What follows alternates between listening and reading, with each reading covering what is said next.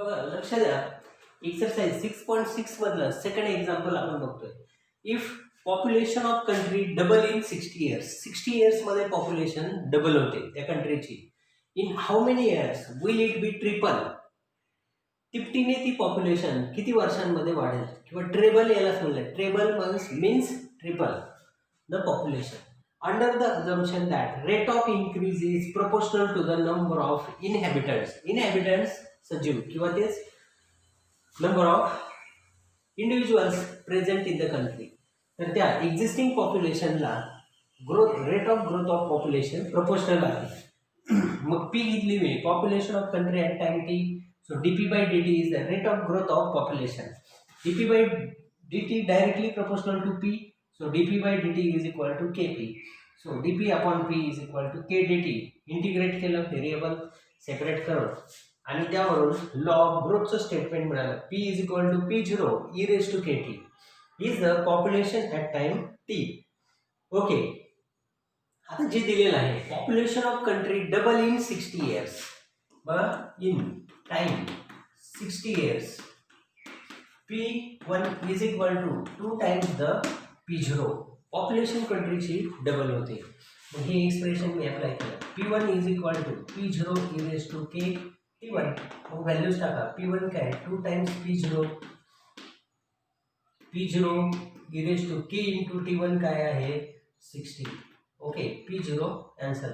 So E raise to 60k is equal to 2.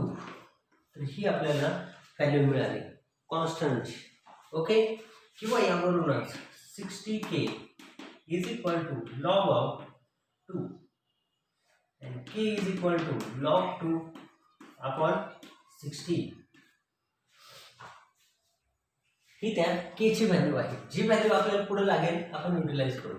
आता in T2 या टाइममध्ये in how many years will it be triple? ती population तिपटीने कधी वाढेल? So P2 is equal to 3 times the P0. तिप्पट population व्हायला किती वेळ लागेल? मग P2 is equal to P0 E raise to k T2.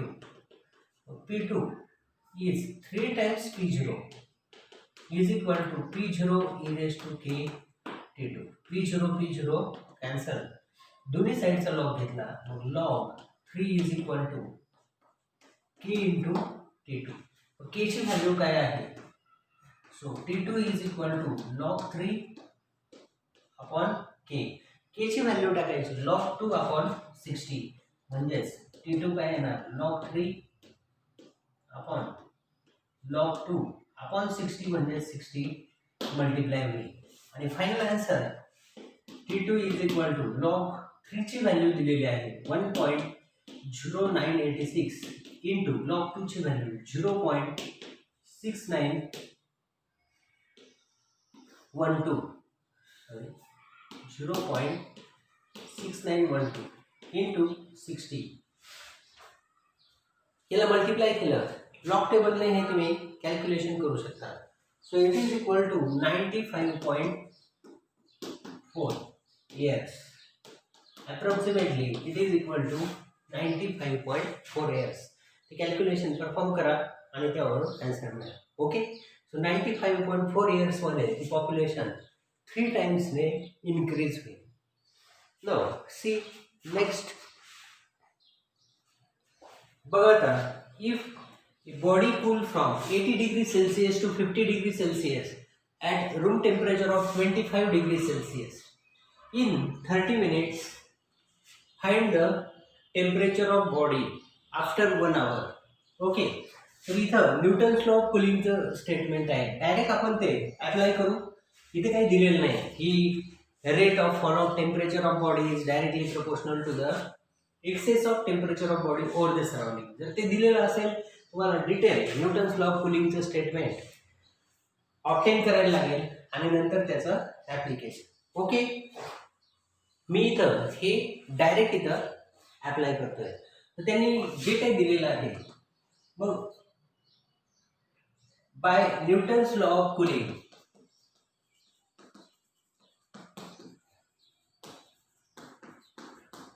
जर आपण अप्लाय केला. काय फॉर्म्युला आहे? Theta is equal to theta 0 plus theta 1 minus theta 0 e raised to minus kt, where theta is the temperature of body after time t. Theta 1 is the starting temperature, theta 0 is the temperature of surrounding, k is the proportional constant and t is the time. Okay, body cool व्हायला start होते कुठून? 80 degree पासून आणि कुठपर्यंत cool होते? 50 degree Celsius. So theta is equal to 50 degree Celsius, theta 1 is 80 degree Celsius, theta 0 temperature of surrounding is 25 degree Celsius and time is 30 minutes.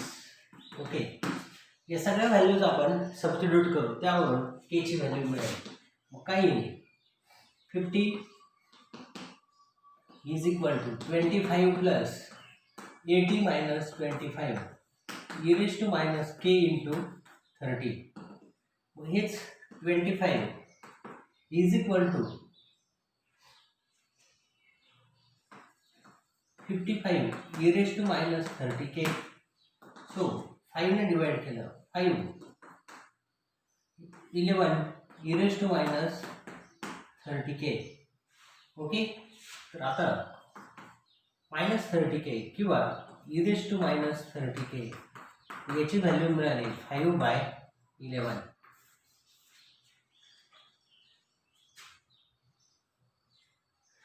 Find temperature of body after 1 hour. After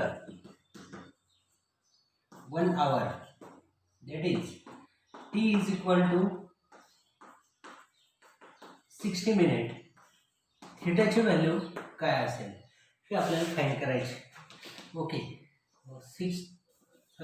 theta is equal to 25 plus, आता आपण एक लक्षात ठेवा, जर तुम्ही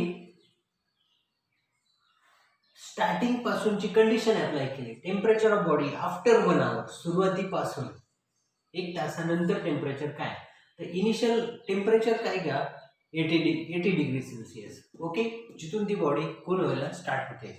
मग इथं 80 minus 25 e raised to minus k into 60.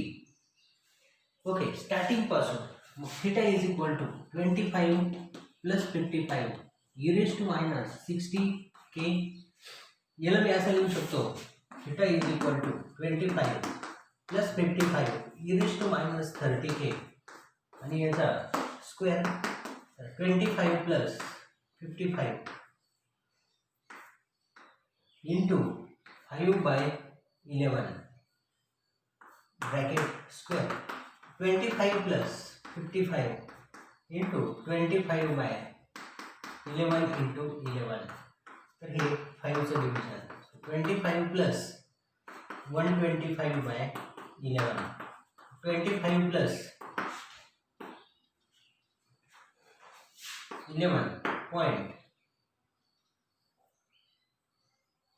11.36.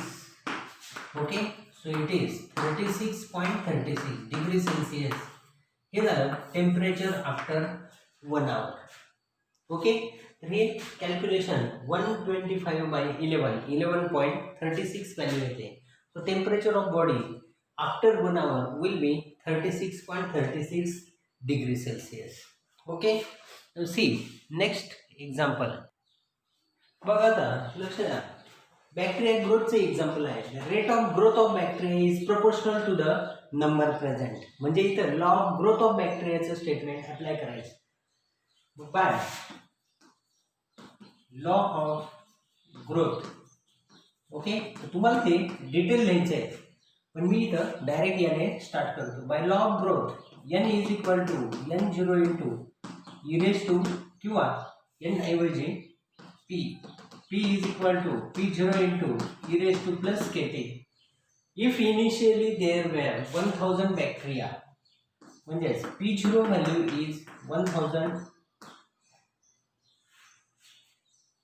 when time is equal to 0. Expression काय होईल? P is equal to 1000 e raised to kt is the expression for growth of bacteria. If T1 is equal to, if number double in 1 hour, P1 is equal to 2 times P0 or 2000. Okay, P1 is equal to 1000 into e raised to k T1. So 2 times P0 or 2000. Okay, म्हणजेच 2000 value आहे is equal to 1000 e raised to k into T1 is 1. So e raised to k value is 2. झालं. Amount of bacteria P is equal to 1000 into e raised to k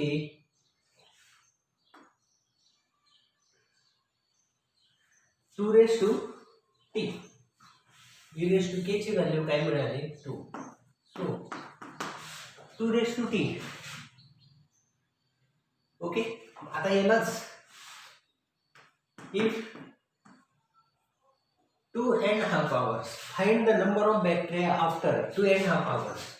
If T2 is equal to 2.5 hours means 5/2 hours.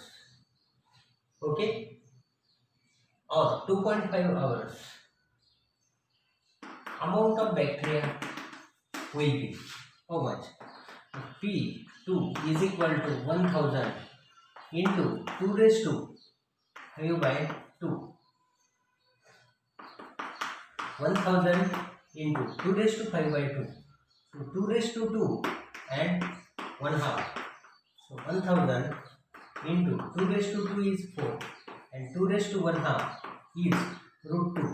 So 4000 into root 2. So 4000 into 1.414. 4000 ला 4 into 1000 multiply केले 4 into 14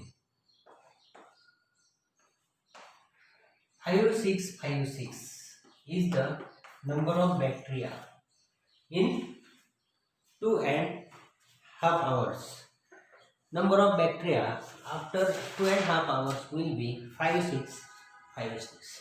Okay, now बघा आता लक्ष द्या.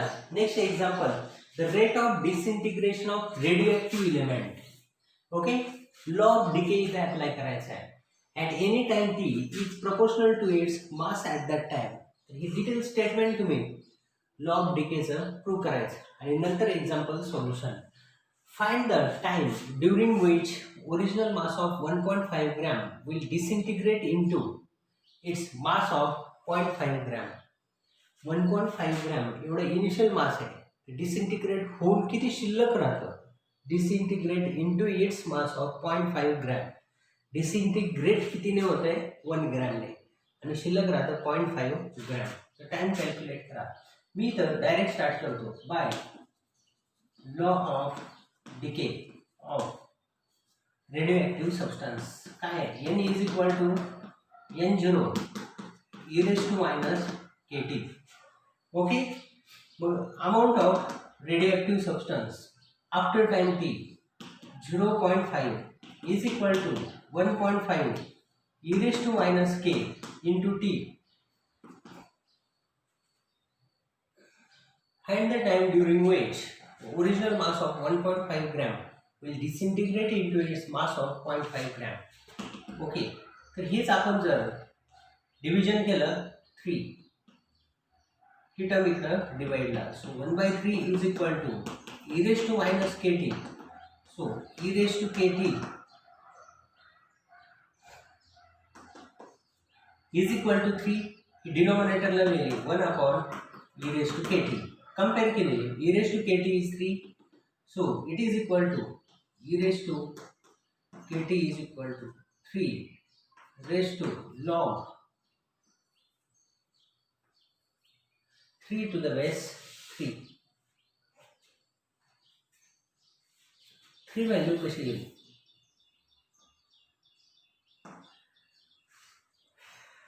E raise to log 3 to the base e, याची value किती येणार आहे 3. या पद्धतीने मी त्याला अरेंज केलं. दोन्ही साईडचा बेस सेम, पॉवर कम्पेअर केल्या. So k t is equal to log 3 to the base e. So time will be log 3 to the base e upon k. This is the time where k is the constant. Okay, 1 upon k log 3.